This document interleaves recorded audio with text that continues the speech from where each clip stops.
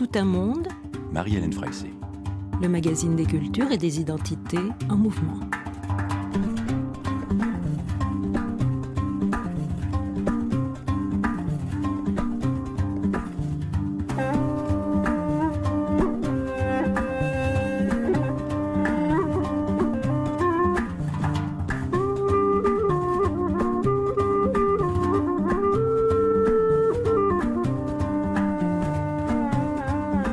Bonjour à tous, aujourd'hui nous avons rendez-vous avec les chamans, ces professionnels de l'invisible qui sont de retour, qui séduisent un public de plus en plus large dans les sociétés dites modernes. Puis à 15h45, nous retrouvons Pierre-Olivier Toublanc pour évoquer 50 ans, un demi-siècle de musique africaine.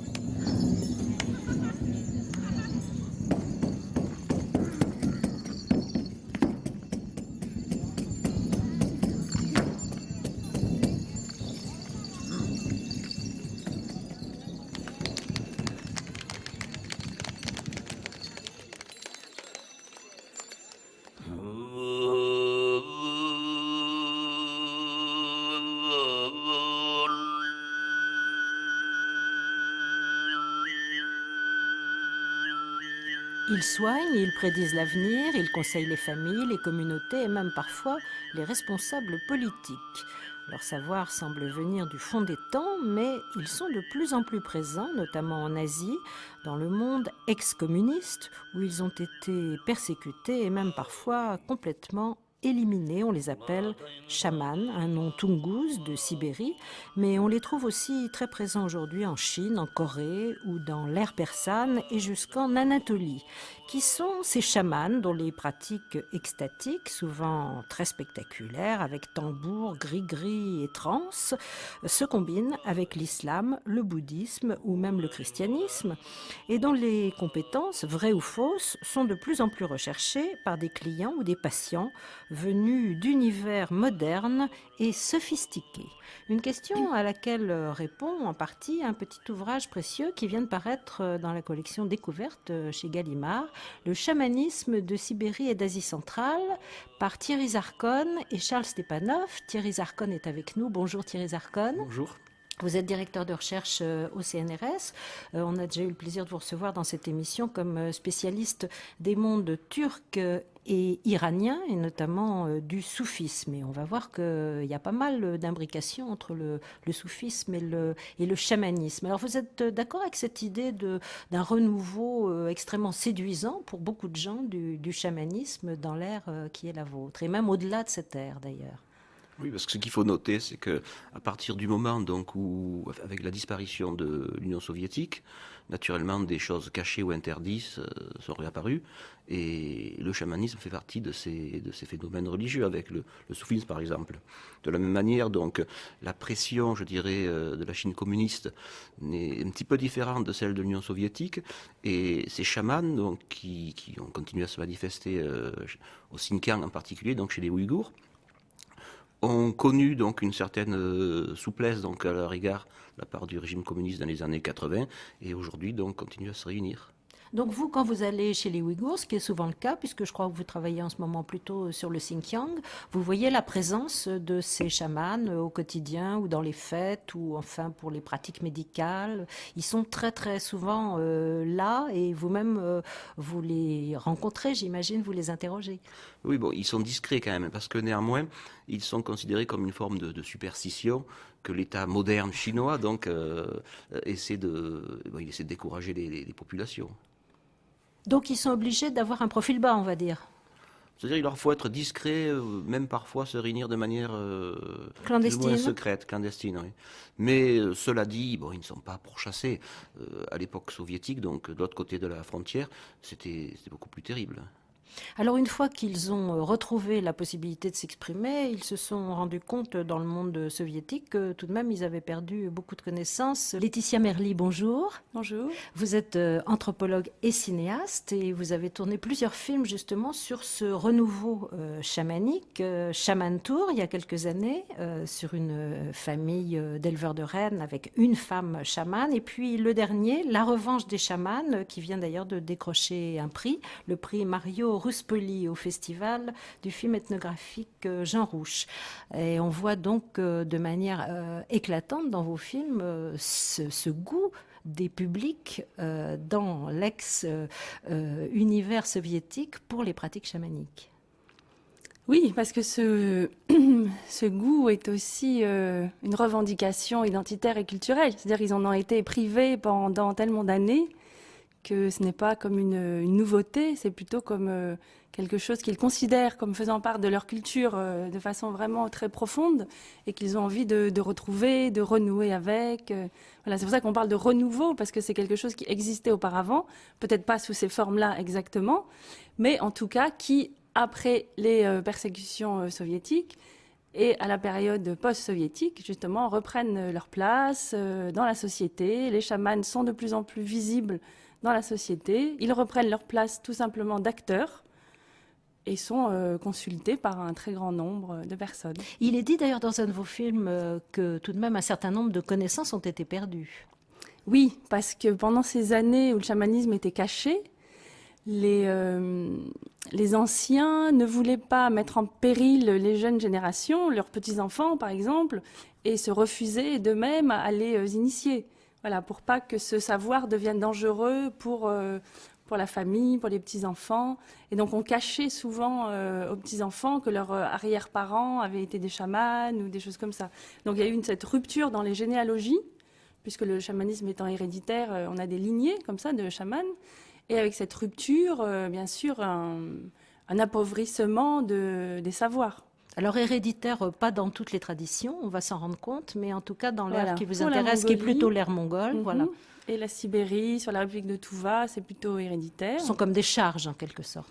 Oui, c'est un don qu'on se transmet dans la famille, puisque les esprits auxiliaires qui vont aider à cette fonction de chaman sont hérités.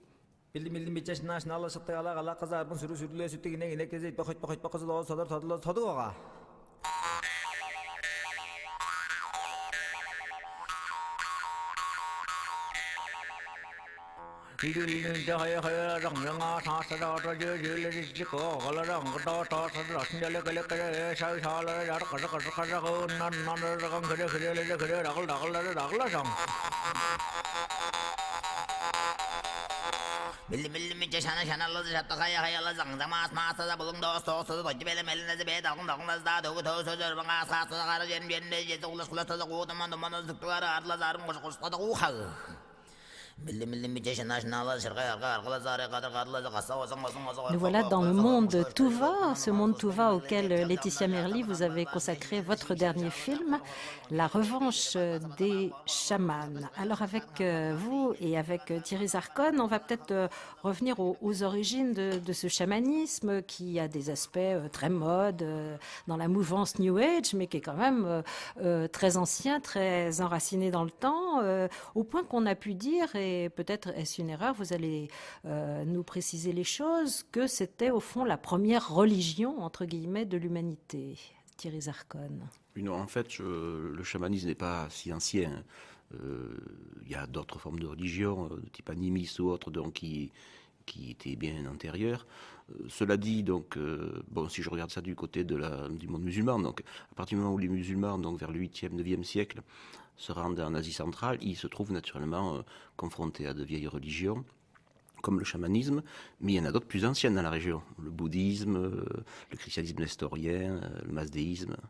Donc le bassin d'émergence quand même de ce chamanisme, ce sont les régions turco-mongoles. Oui, c'est cette partie donc de l'Asie du Nord, donc qui va on peut dire du pays tatar, donc au nord de l'Oural,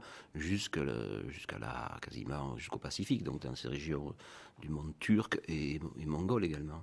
Alors, est-ce qu'on a une idée de la manière dont ça se passe, de quel type de rapport au monde il s'agit Laetitia Merli, vous êtes une spécialiste du monde mongol. Comment émergent donc ces croyances et ces pratiques dans le monde mongol et qu'est-ce qu'elles ont de spécifique?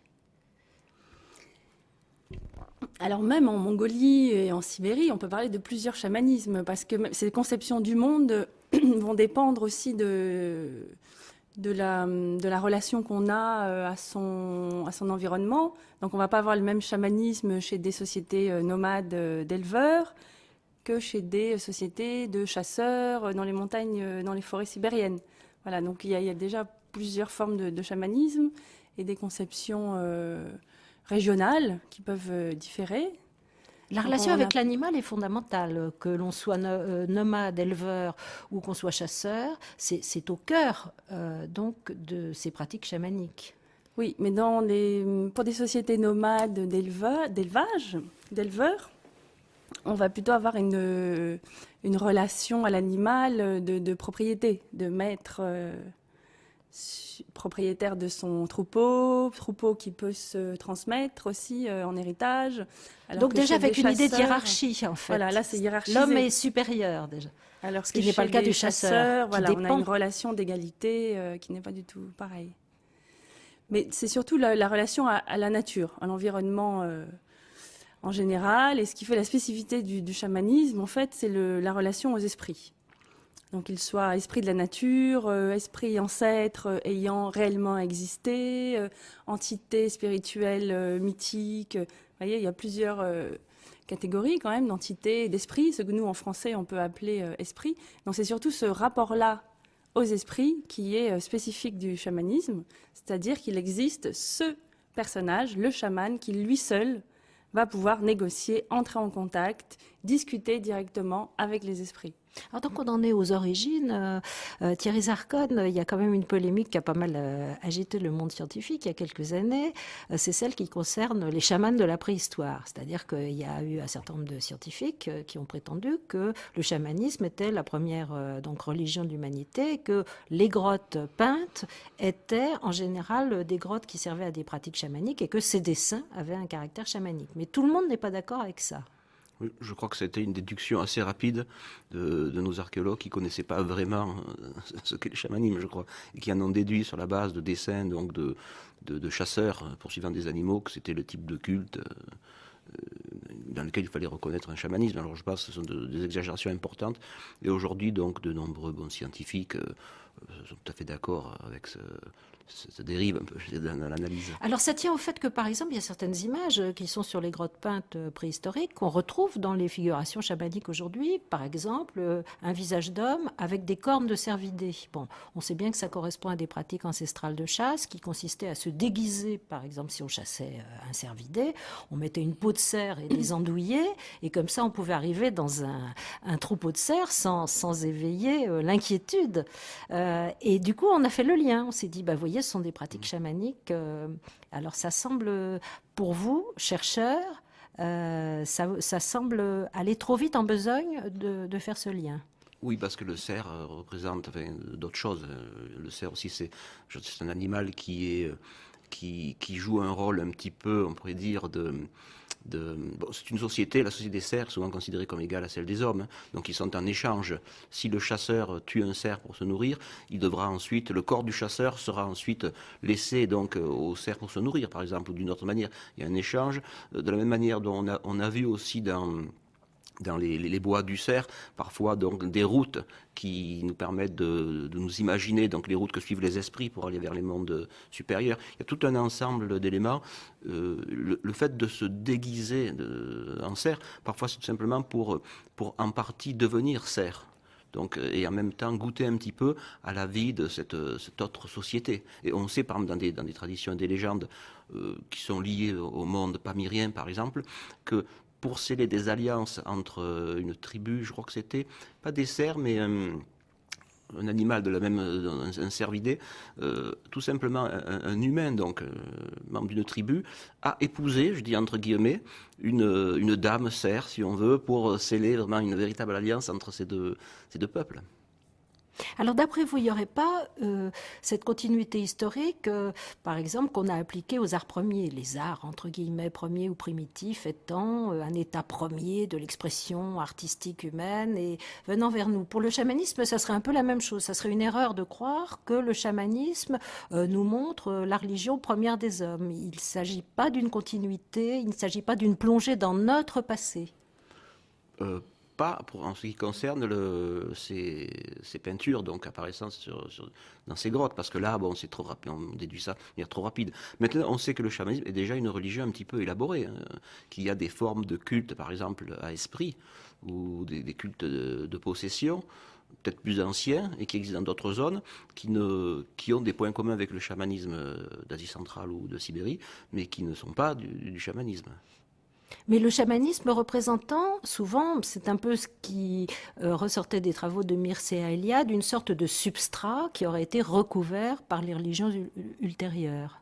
Disons que ce sont des formes qui existent. Bon, on sait que dans le monde celte, par exemple, on retrouve donc sous les éléments chrétiens des faits donc, de chamanisme là, qui sont très proches effectivement du chamanisme asiatique, puisqu'on est dans une zone quand même assez proche.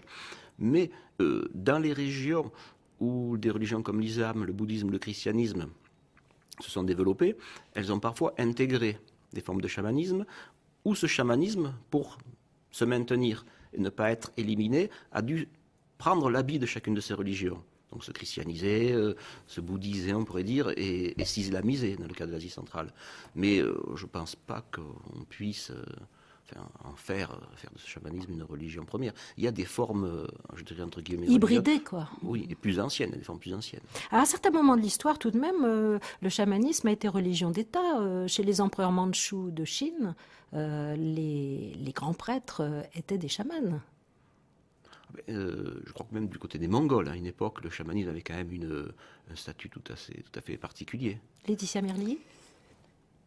C'est qu'à la cour de Genghis Khan, il y avait un soi-disant chaman, mais qui était plutôt un grand prêtre qui pouvait annoncer des oracles et qui justement avait annoncé que Genghis Khan, quand il était petit enfant, enfin quand il était adolescent et qu'il s'appelait encore à l'époque Temujin, deviendrait empereur, etc. Mais on peut voir dans l'histoire aussi qu'il a été... accusé de rivalité, ou en tout cas il devenait un peu trop gênant et il a été complètement éliminé. Donc il ne représentait pas vraiment un pouvoir fort. C'était pas vraiment la religion officielle alors? Non. Je crois que le chamanisme a été religion dominante, en particulier chez les peuples donc, sibériens. Mais en parler comme d'une religion officielle, c'est assez difficile. Faire un culte d'État, c'est... Parce qu'il n'y a pas un clergé en plus, ce sont des pratiques très individuelles qui ne sont pas structurées. Voilà, il s'agit d'un personnage qui a plus ou moins de pouvoir et qui côtoie plus ou moins près le pouvoir en place. Mais on ne peut pas vraiment parler de religion officielle, de religion d'État.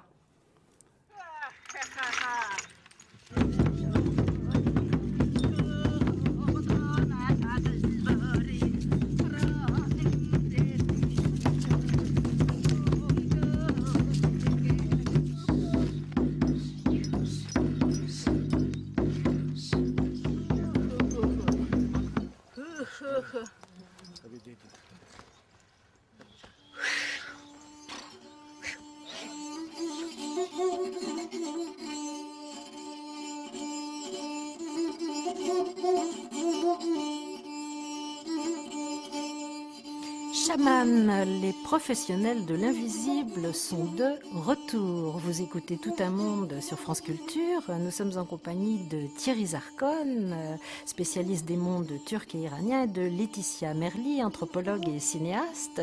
Laetitia Merli, vous reconnaissez ce qu'on vient d'entendre avant la musique, cet extrait de votre film Shaman Tour, où on voit une femme absolument extraordinaire, vraiment une matriarche qui est chamane et qui semble avoir un grand prestige parmi les siens et qui en plus est chef d'entreprise puisqu'elle a développé, c'est le nom du film, Shaman Tour, elle a développé un business auprès des touristes. Voilà, disons qu'elle s'est aperçue que les touristes venaient volontiers dans cette région-là, qu'ils recherchaient la beauté du lac et des paysages, les rennes. Cette région, c'est où C'est exactement? le nord de la Mongolie, c'est le Hufsgul, la région du Hufsgul, et le lac aussi qui s'appelle le Hufsgul. Donc elle s'est dit, moi j'habite là, j'ai des rennes, je suis chamane, j'ai tous les atouts culturels et touristiques pour que les gens viennent dans cette région. Et donc elle fait sa petite entreprise, puisque les touristes qui veulent prendre des photos sont sollicités pour laisser un peu d'argent. Oui, Donc de c'est comme manière ça qu'elle fait assez, vivre toute sa famille, en fait. de Voilà, manière il assez faut voir. autoritaire, hein, c'est-à-dire Oui. pas d'argent, pas de photos. On voit dans Voilà. le film que tout ça est très réglementé. Bah, elle se dit, si les gens viennent jusqu'ici pour voir toutes ces beautés qu'on a à leur montrer, ils peuvent aussi nous laisser un petit quelque chose. Parce qu'elle considère qu'une fois qu'ils ont payé leur billet d'avion, payé les tours opérateurs, etc., les gens viennent quand même pour voir ça. Et eux, acteurs principaux de cette mise en scène, finalement, ne devraient rien toucher. Donc elle s'est dit, c'est pas possible. Nous aussi, on a droit à notre part du gâteau. Alors sur cette personne qu'est le chaman ou la chamane, homme-femme, alors dans quelles circonstances sont-ce des hommes ou des femmes? Donc on va maintenant se concentrer un petit peu parce que vu de l'extérieur, on a l'impression que ce sont au fond des carrières et des dons un tout petit peu auto-proclamés. Alors il y a les chamanes traditionnels qui étaient, je crois, l'objet d'une élection en fin d'état un petit peu modifiée. Puis il y a les chamanes d'aujourd'hui, donc on entendait bien ce que vous disiez, Laetitia, qu'il y a aussi des perspectives de gagner de l'argent avec ça. Alors, qu'est-ce que c'est un chaman traditionnellement? C'est quelqu'un qui a été formé, c'est quelqu'un qui a fait de longues études auprès d'un maître, ou c'est quelqu'un qui a subi une espèce de révélation? Thierry Zarcone. Alors, je crois qu'il faut faire une distinction entre le monde donc sibérien et par exemple la zone d'Asie centrale où c'est l'islam qui domine et où on trouve aussi beaucoup de chamans. Dans le premier cas, c'est vrai que c'est la qualité de chamanisme est héritée, hein, soit par ses ancêtres chamans, soit elle peut être acquise à l'occasion d'un rencontre avec un esprit. Donc lors d'un accident ou d'un rêve qui va se faire près d'un tombeau, par exemple. Mais Donc il y a un état perturbant à ce moment-là. Il y a une crise toujours. Oui. En fait, c'est une élection. Et le chaman est un élu. Il a été choisi par un esprit et il traverse une crise.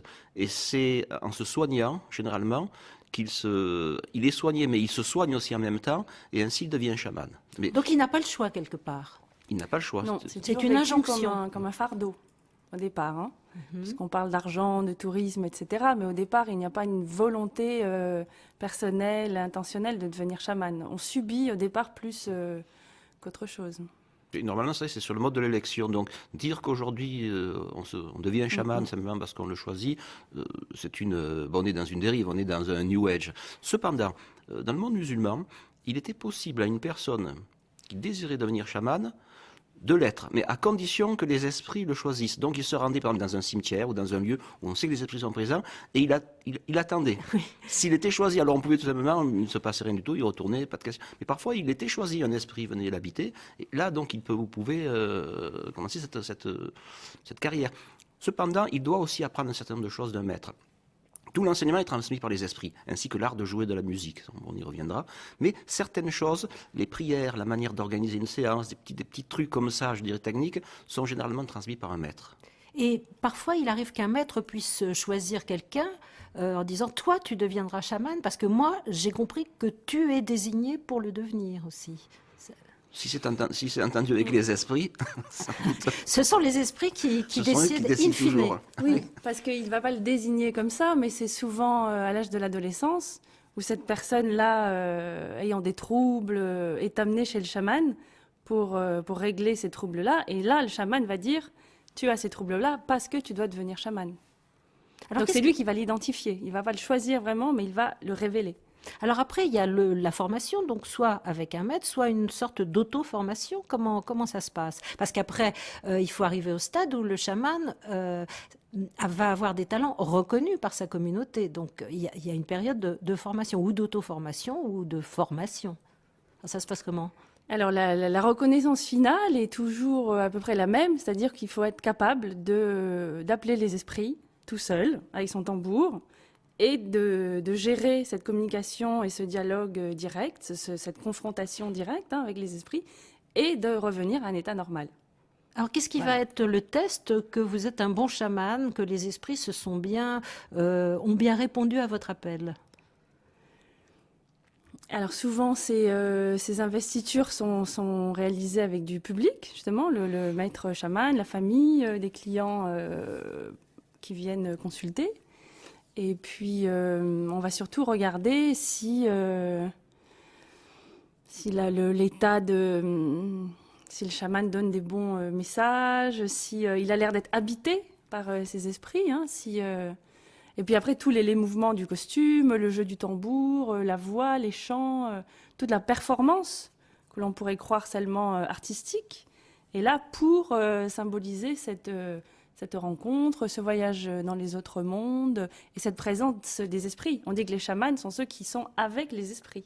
Donc il faut quand même être validé par la communauté pour, à ce moment-là, pouvoir agir, et agir alors de manière très diverse, à la fois comme médecin, comme conseiller familial, comme devin aussi, capacité de prédire l'avenir, comme psychologue aussi, quand les gens sont en crise. Donc il faut donner des preuves de tout ça.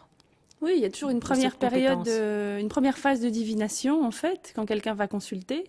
La première action, en fait, va être une petite divination, où déjà on fait le bilan du passé, du présent, et on voit un peu les perspectives de l'avenir.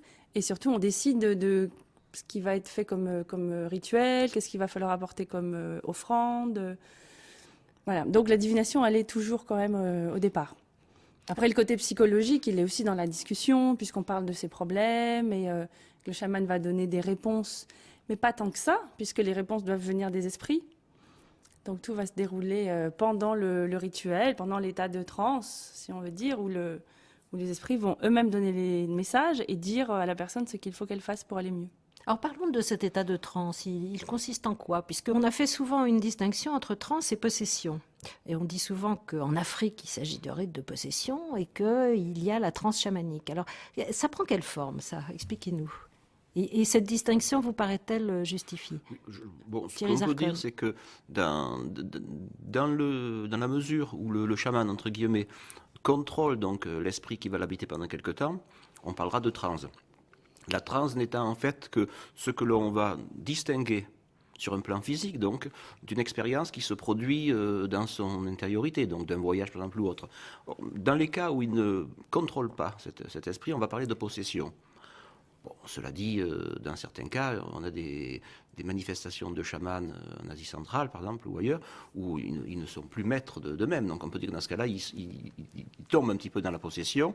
Dans notre cas, effectivement, ils sont dans des transes contrôlées dans la mesure où ils vont, par exemple, agir de manière terrifiante pour l'assemblée. Donc c'est ce qui distingue le chaman des autres du public aussi, c'est qu'il les impressionne par ses prouesses. Il est capable parfois de déplacer des objets extrêmement lourds, de se planter des lames dans le corps, donc toutes sortes de choses de ce genre. Vous savez que dans le mot chamanisme à l'origine, donc l'étymologie, on a plusieurs étymologies dans certains cas, ça signifie sauter, bondir. Donc c'est-à-dire qu'il y a vraiment une manifestation particulière lorsqu'il est pris par les esprits. Dans d'autres cas, ça veut dire tambouriner, parce que le tambour est l'instrument. Dans d'autres cas, on va dire que c'est jouer. C'est-à-dire qu'il joue, mais il joue avec les esprits pour les séduire, pour s'en faire des amis, s'en faire des auxiliaires. C'est une relation difficile parce que l'esprit peut devenir aussi agressif et maléfique. Mais donc c'est quand même lui qui s'efforce de contrôler la relation avec les esprits, il ne se laisse pas déborder.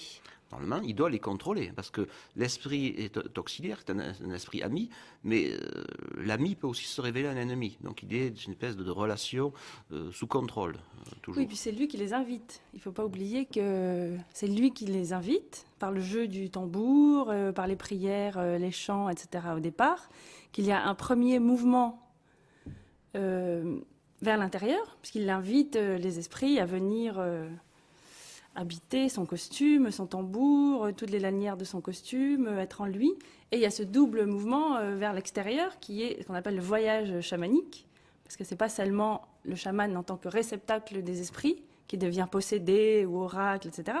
C'est que lui-même va dans le monde des esprits.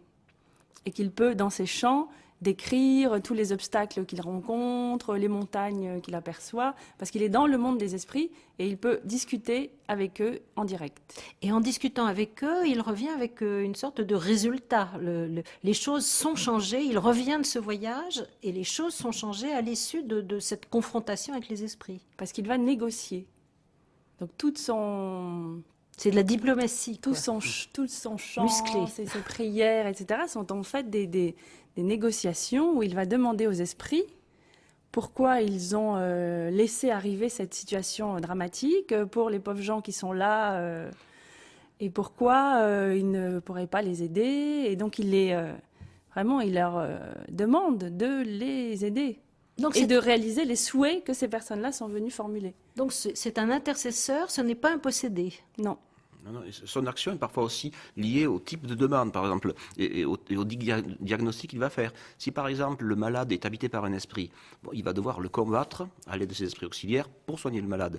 Mais parfois, le malade, tout simplement, a perdu son âme, qui s'est égarée dans les mondes supérieurs ou dans les mondes inférieurs.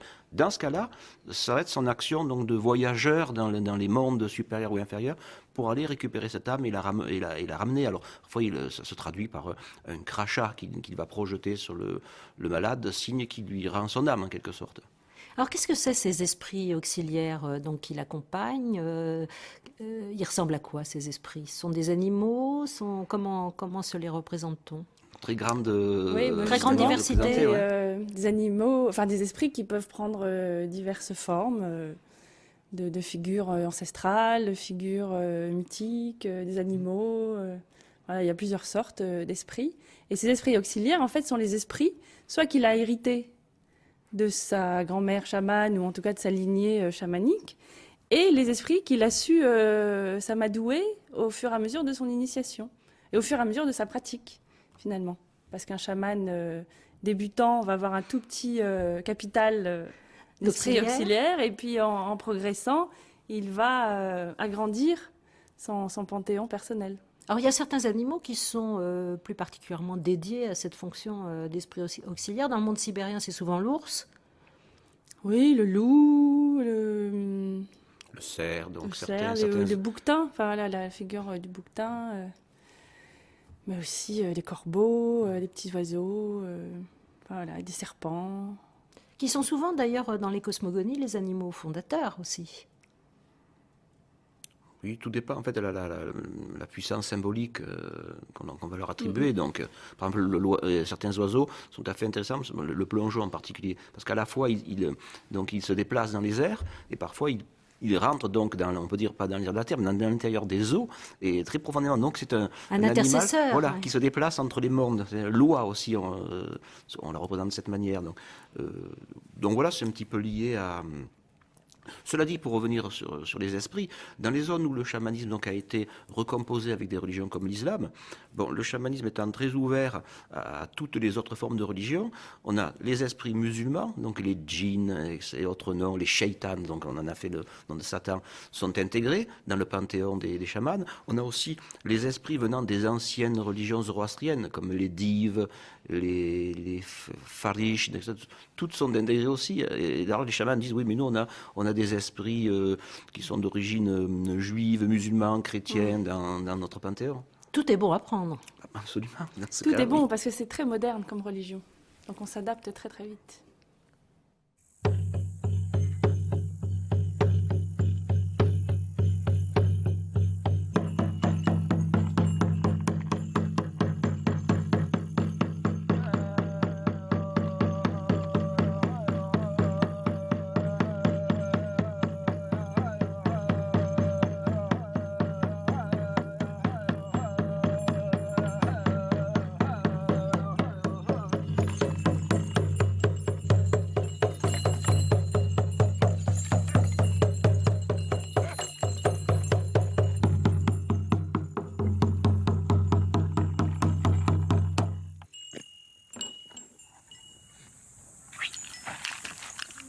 Чего я боюсь?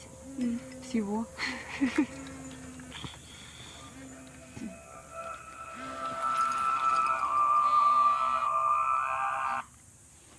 Алло? Я в кызыль еще? Ага, ну я скоро в Сарыксе поеду сейчас скоро.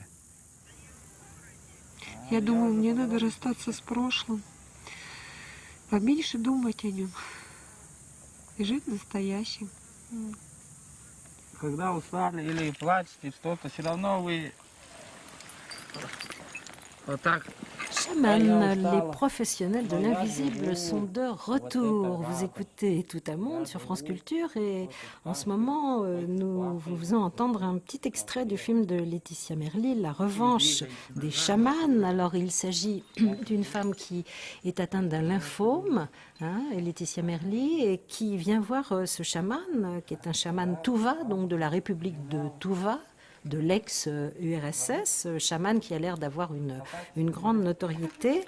Et elle se livre, c'est une femme russe, non Oui, donc voilà, nous venons d'entendre ce chaman Dima Markov, qui est sibérien tchouvache, et sa patiente, Ekaterina, qui est atteinte d'un cancer de la lymphe. Grave. Assez grave, qui les a médecins déjà lui ont dit fait que... plusieurs chimiothérapies, Ouais. et qui en complément, il ne faut pas oublier que c'est un complément, hein.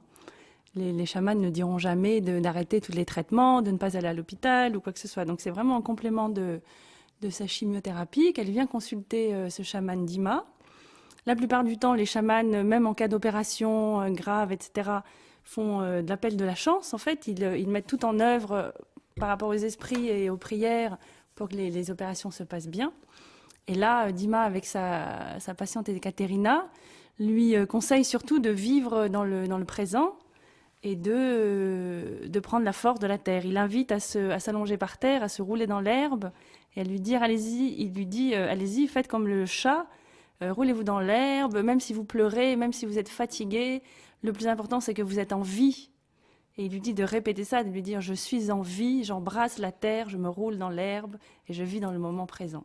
Alors là, on saisit bien ce qu'il peut y avoir dans ces pratiques chamaniques, finalement, de très réconfortant pour quelqu'un qui est atteint d'une grave pathologie, parce qu'il y a tout d'un coup, au fond, un dialogue avec quelqu'un, un dialogue chaleureux, qui vous remet dans votre corps, qui vous remet en relation avec les éléments. C'est, au fond, de la bonne psychologie aussi, non ? Oui, oui, tout à fait. Je lui ai d'ailleurs posé la question pour lui demander si c'était comme de la psychothérapie dans le film, et elle me dit pas du tout, parce qu'elle a l'impression que Dima a une action concrète sur elle, c'est-à-dire qu'il la purifie vraiment de quelque chose, il lui enlève le négatif.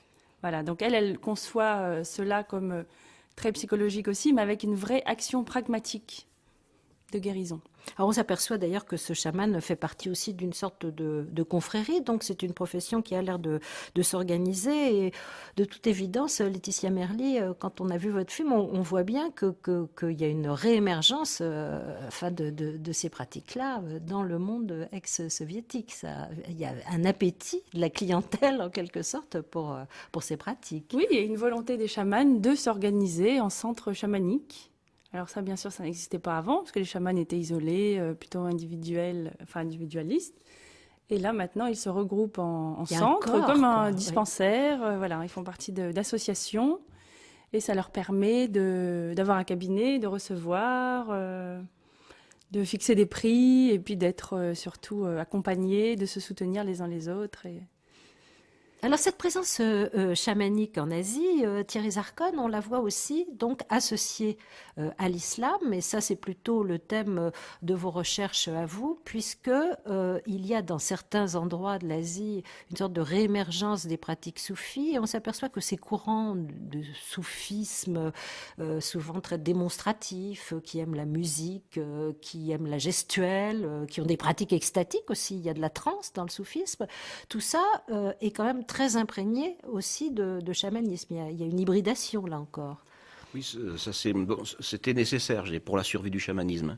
Parce que lorsque l'islam s'est implanté en Asie centrale, l'islam ne tolérait que les religions donc monothéistes.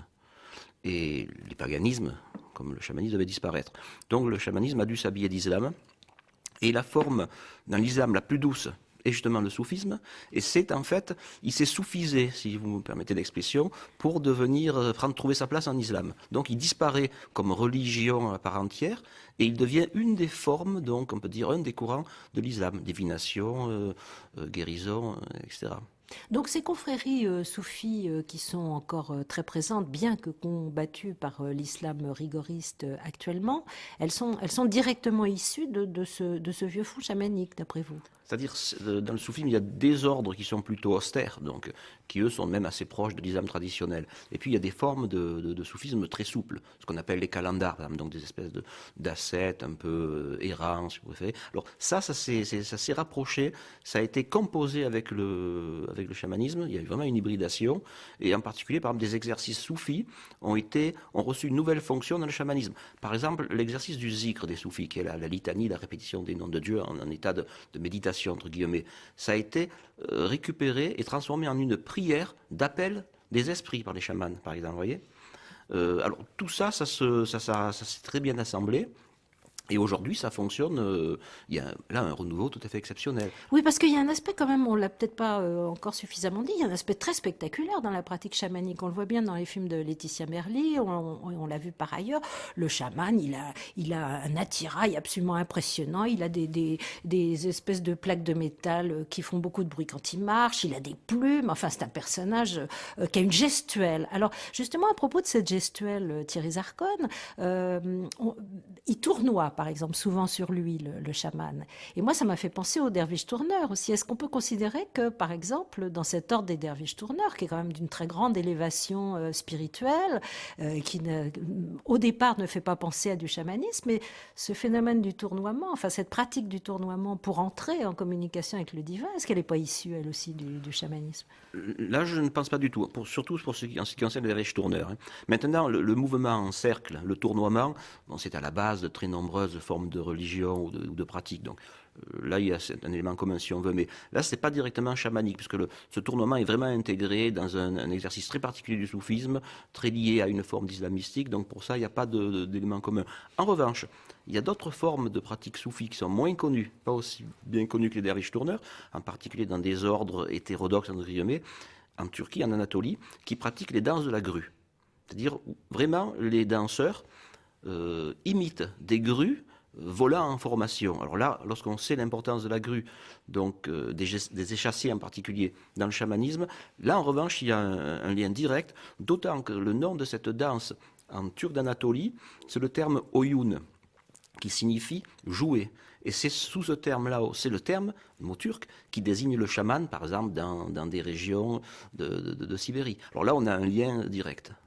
Alors ce monde chamanique donc réaffleure, on le voit bien, dans le monde mongol, dans l'Asie sibérienne. Laetitia Merli, vous le montrez dans vos films, et il y a une acceptabilité de ces pratiques. Donc on peut imaginer qu'elles vont se développer dans un futur assez proche. Oui, on peut imaginer que, passé la période chaotique post-soviétique des années 90 jusqu'en 2000, on arrive à une situation beaucoup plus stable, où les gens sont bien installés, ils n'ont plus le côté de vraiment revendiquer leur culture. Voilà, il y a eu un mouvement quand même pendant les premières années très forte de revendication nationale, nationaliste, identitaire. Donc on peut penser que maintenant on va vers une institutionnalisation, oui, voilà, pratiquement de ces pratiques-là. Complètement acceptée, complètement...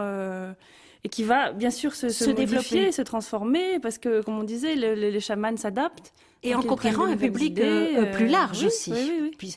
Alors qu'à l'inverse, Thierry Zarcone, dans le monde musulman, on a quand même l'impression que l'essor de l'islam radical se heurte de plein fouet, au contraire, au développement de ces pratiques chamaniques et soufis. On l'a vu en Afghanistan, puisque au fond, en Afghanistan, les talibans avaient complètement éradiqué les groupes soufis, et qu'avec le départ des talibans, on a vu tout d'un coup réémerger ces pratiques de chant, ces séances où tout le monde célèbre le divin. Enfin, il y a quelque chose de très, très sensuel et très extatique. Alors, on pourrait penser que dans le monde musulman, ça va être le contraire, que ça va être des temps très durs pour toutes ces pratiques-là. Effectivement, dans l'Asie centrale, donc musulmane, on peut la diviser en deux régions. Il y a les régions sédentaires où l'islam est assez fort.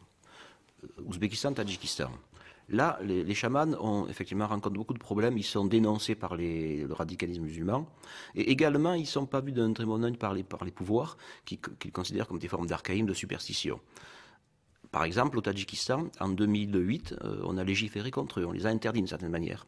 Cependant, dans les anciennes zones nomades, où l'islam est beaucoup plus doux, Kazakhstan, Kirghizistan. Là, non seulement ils sont tout à fait autorisés, on ne leur crée pas de problème, mais il y a même des rapprochements entre ces groupes et des instituts de recherche médicale où on essaie de comprendre, pas parce que l'on va accepter la théorie des esprits, mais parce qu'on s'intéresse aussi à leur connaissance des plantes, par exemple, leur connaissance des simples, à certaines pratiques justement de guérison par la suggestion. Donc oui, c'est un devenir tout à fait différent. Et puis leur très belle connaissance en matière musicale qu'on n'a peut-être pas eu assez le temps d'évoquer parce qu'il y a toute une efflorescence musicale qui est liée au chamanisme dans toute l'Asie pratiquement. Absolument. Alors oui, ce qu'il y a, c'est que autrefois, bon, on avait le tambour, naturellement, les grands instruments. Bon, le grand instrument, c'est le tambour.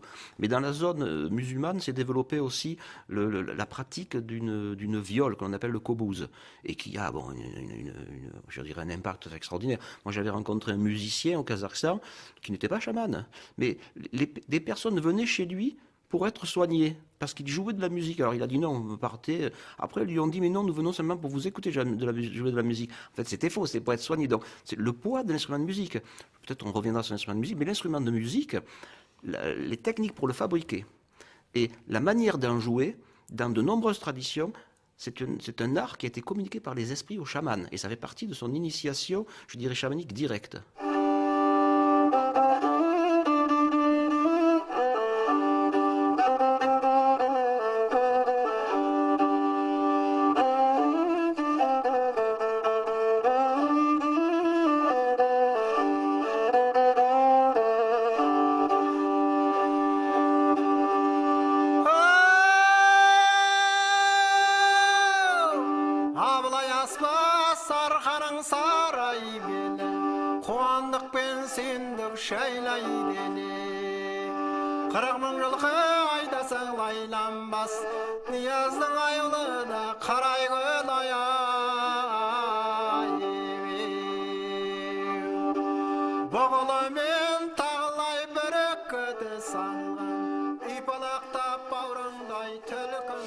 Le voilà donc, ce kobouz, cette vielle ou viole du Kazakhstan dont vous parliez, Thierry Zarkon, et dont vous parlez aussi dans votre livre, ce précieux petit livre publié chez Découverte Gallimard, donc qui nous initie à ce chamanisme dont on a commencé dans cette émission à entrevoir toute la richesse, le chamanisme de Sibérie et d'Asie centrale, que vous avez donc écrit avec Charles Stepanov. Également beaucoup d'autres ouvrages, Thierry Zarkon, que nous signalons sur notre site franceculture.com à la page Tout un monde, notamment sur la poésie de la confrérie Bektashi. Merci à vous aussi, Laetitia Merli, d'avoir été avec nous. On peut lire votre livre De l'ombre à la lumière, de l'individu à la nation, renouveau du chamanisme en Mongolie post-communiste. C'est aux éditions de l'École pratique des hautes études, et on peut également se procurer votre DVD Shaman Tour aux éditions du CNRS.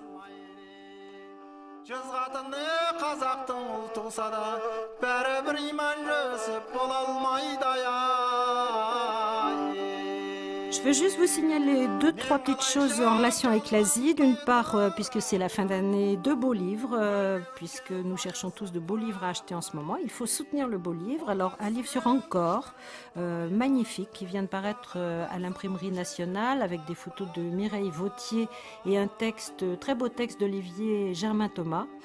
Et puis toujours à Imprimerie nationale, qui décidément reste un éditeur magnifique, la calligraphie chinoise, puisqu'on est dans les mondes asiatiques aujourd'hui, par Lucien Polastron. Voilà, défendre le livre en ces temps de numérisation frénétique. Et puis toujours, alors pour revenir aux musiques chamaniques, le 13 janvier au musée Guimet, un concert avec la vielle à tête de cheval mongole. Vendredi 13 janvier, auditorium, musée Guimet.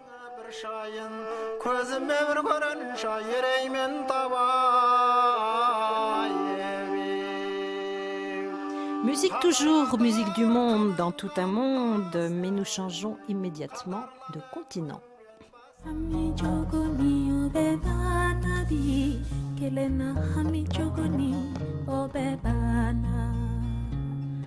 Miri jugo ni o bebana, kamana goa miri jugo o bebana. ngana furukunye digide ye benkano nyofo kamfuro nyofo furukunye digide. Voilà la belle voix de Rokia Traoré qui nous vient du Mali pour rendre hommage en cette fin d'émission à un travail absolument magnifique. Africa, 50 années de musique, 50 Years of Music, que vous venez de produire. Pierre-Olivier Toublanc, bonjour. Bonjour. Alors c'est d'ailleurs une nouvelle édition, mais complétée d'un coffret qui était paru l'année dernière ou l'année d'avant, je crois. Voilà, c'est un coffret qui est sorti à l'été 2010, au moment où étaient célébrées les indépendances africaines. Et qu'on a donc cette année agrémenté de 2 disques supplémentaires.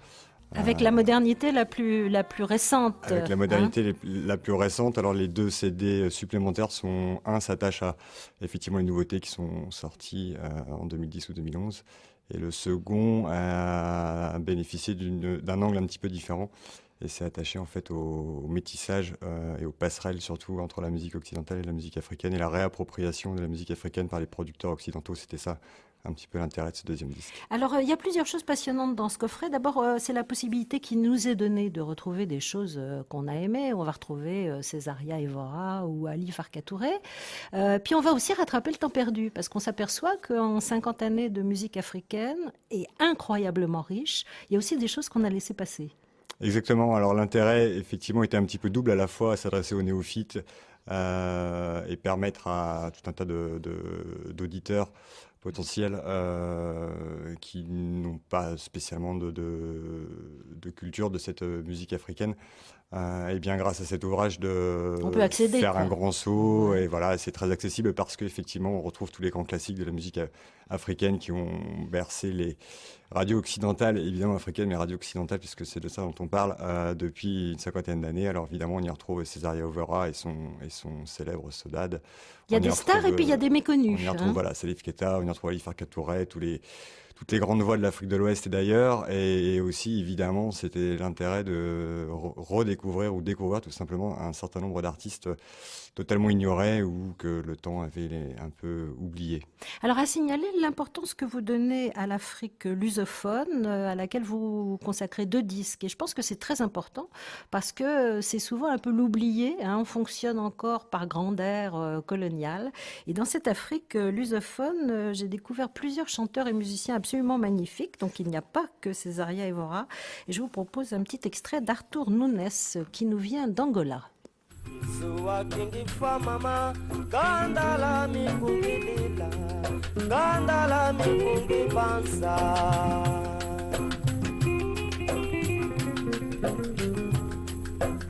Suwa kingi fa mama gandala mi kungilila gandala mi kungi bansa Ngorina nurita tengowe kumanga funi shinshinda kumanga funi shinshinde kumanga funi shinshinda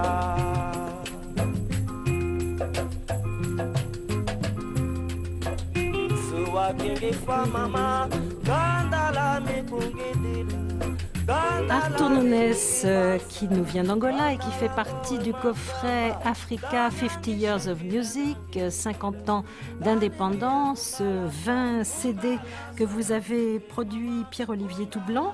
Alors l'importance de définir ces musiques par aire géographique, c'est encore pertinent aujourd'hui puisque c'est ce que vous avez voulu faire dans ce coffret? Je veux croire que c'est pertinent puisque c'est effectivement le choix qui a été fait. Au-delà de ça, il s'agissait effectivement de s'attaquer à quelque chose d'assez colossal, à savoir couvrir 50 années, 5 décennies de musique et tout ça pour un continent entier qui est l'Afrique, est extrêmement prolifique en termes de production musicale. Donc il a fallu faire des choix et on arrive à quelque chose d'un petit peu pédagogique puisque c'était quand même un petit peu l'idée.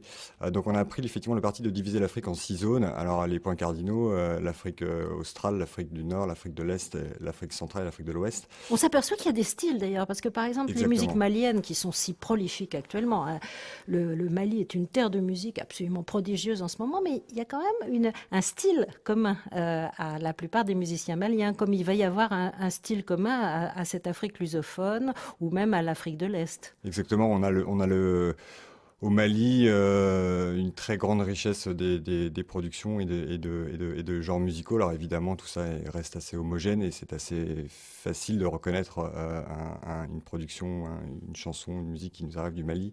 On a par exemple la musique très blues d'Ali Farka Touré par exemple, qui nous vient un peu du désert, du Sahara. Et puis on a aussi effectivement une jeune génération comme Rokia Traoré qui effectivement a ouvert cette petite parenthèse africaine. Et puis à l'Est, on entend les cuivres souvent. On a eu l'occasion dans cette émission de passer des extraits des Éthiopiques, de la grande époque d'Addis Abeba. C'est toujours un petit peu cuivré. Et puis vous nous offrez dans ce coffret 50 Years of Music également quelques bonus très contemporains. Et je pense à un groupe qu'on aime beaucoup et qui illustre aussi un genre qui a émergé récemment, c'est le rock du Sahara. Mm-hmm.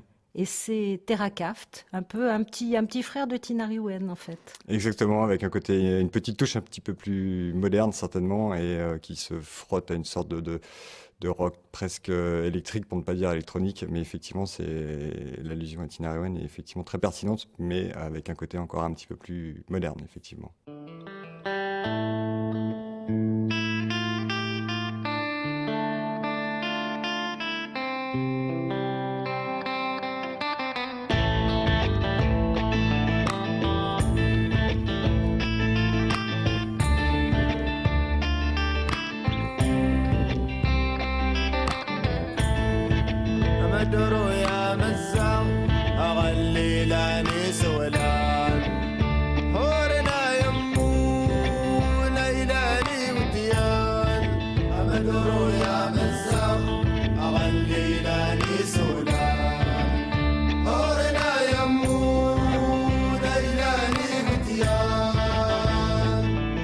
Voilà, Terrakaft pour terminer ce Tout un monde en musique et pour aborder chaleureusement les fêtes. Je voulais également vous recommander un disque qui vient de paraître, qui est plus ethnique mais tout à fait passionnant, qui est consacré au Bénin et aux musiques Yoruba.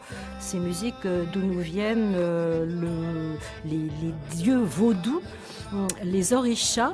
Et c'est une coproduction du musée du Quai Branly et de Radio France. Ça s'appelle Bénin Musique Yoruba, les voix de la mémoire.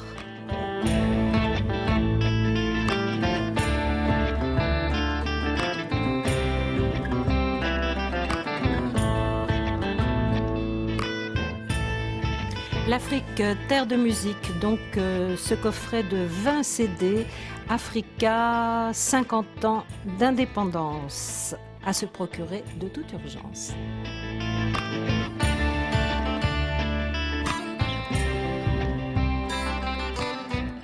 Tout un monde, le magazine des cultures et des identités en mouvement. À la prise de son se trouvait Serge Ristich, à la réalisation Françoise Camard. Tout un monde, chaque mardi, avec la collaboration de Claude Armand de Castio, vous est proposé par Marie-Hélène Freissé.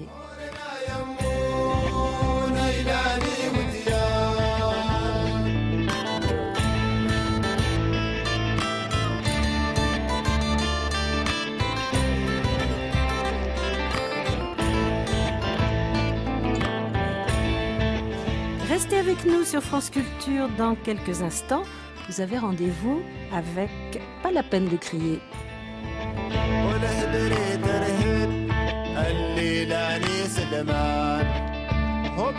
صدوايتي مزيد رشان أمل رؤيا مزام